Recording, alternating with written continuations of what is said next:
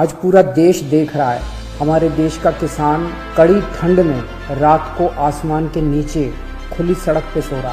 ये सोच के सारी रात नींद नहीं आती। ये लड़ाई सिर्फ हमारे किसान भाइयों की नहीं है, ये हम सबकी लड़ाई है। जरा सोचिए, जो 2 वक्त की रोटी हम खाते हैं वो हमारे किसान भाइयों की मेहनत की उगाई हुई होती है। हम सबको इस लड़ाई में अपने किसान भाइयों का साथ देना है। कल पंजाब के मुख्यमंत्री ने मुझ पे आरोप लगाया कि दिल्ली में मैंने ये काले कानून पास कर दिए।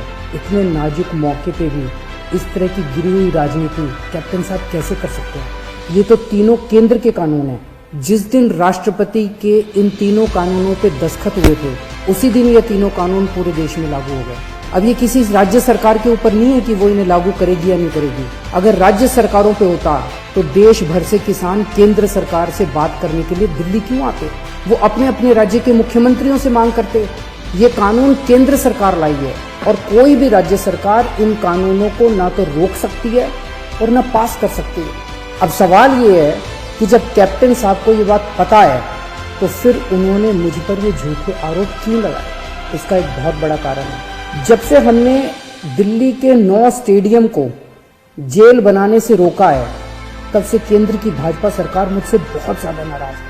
केंद्र सरकार का पूरा प्लान था कि जब किसान दिल्ली आएंगे उन्हें इन 9 स्टेडियम में डाल देंगे। हमने स्टेडियम को जेल बनाने की इजाजत नहीं दी, तो वो लोग अब मुझसे बहुत नाराज हैं। मुझे पता है कि स्टेडियम को जेल बनाने के लिए मुझ पे कितना दबाव आया था, किस किस का फोन नहीं आया। लेकिन जिंदगी में कुछ ऐसे मौके आते हैं जब आप अपने जमीर की सुनते हो, नतीजे की परवाह नहीं करते। कैप्टन साहब, क्या इन्हीं लोगों का आप पे दबाव है जो आप मुझ पे झूठे आरोप लगा रहे हो, मुझे गालियां दे रहे हो, बीजेपी की बोली बोल रहे हो, बीजेपी के साथ ये दोस्ती निभा रहे हो, या कोई दबाव है क्योंकि आपके परिवार पे ईडी के केस चल रहे हैं आजकल और ईडी के नोटिस भी आ रहे हैं आजकल? कैप्टन साहब के पास ये बिल रोकने के कई मौके आए।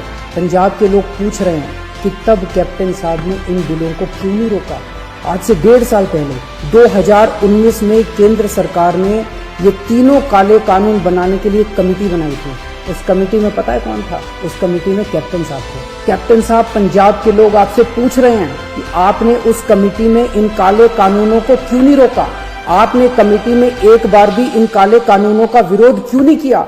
आपने बाहर आके लोगों को क्यों नहीं बताया कि केंद्र सरकार इतने खतरनाक कानून बनाने जा रही है? कैप्टन साहब, आपके पास 1 नहीं, 2 नहीं, 3 नहीं, इतने मौके आए जब आप इन बिलों को रोक सकते थे। आज पंजाब का किसान आपसे पूछ रहा है कि आपने ये बिल क्यों नहीं रोके? आज दिल्ली की सरहद पे पंजाब का किसान है और देश की सरहद पे उसी किसान का बेटा पंजाब का जवान है। अभी कुछ दिन पहले पंजाब के एक किसान सरदार कुलवंत सिंह जी दिल्ली की सरहद पे बैठे हुए और खबर आई कि उनका 22 साल का जवान बेटा सुखबीर सिंह बॉर्डर पे देश के लिए शहीद हो गया। इस सब के बीच जब कुछ लोग आए दिन किसानों को आतंकवादी बुलाते हैं, देशद्रोही कहते हैं, तो मैं सोचता हूँ कि बॉर्डर पर उन जवानों पर क्या बीतती होगी जिनके किसान माँ बाप को आतंकवादी कहा जा रहा है। आज हम सबको तय करना होगा कि हम देश के किसानों के साथ हैं या उन्हें आतंकवादी कहने वालों के साथ। मेरी सभी देशवासियों से अपील है कि हर देशभक्त किसानों का साथ दे।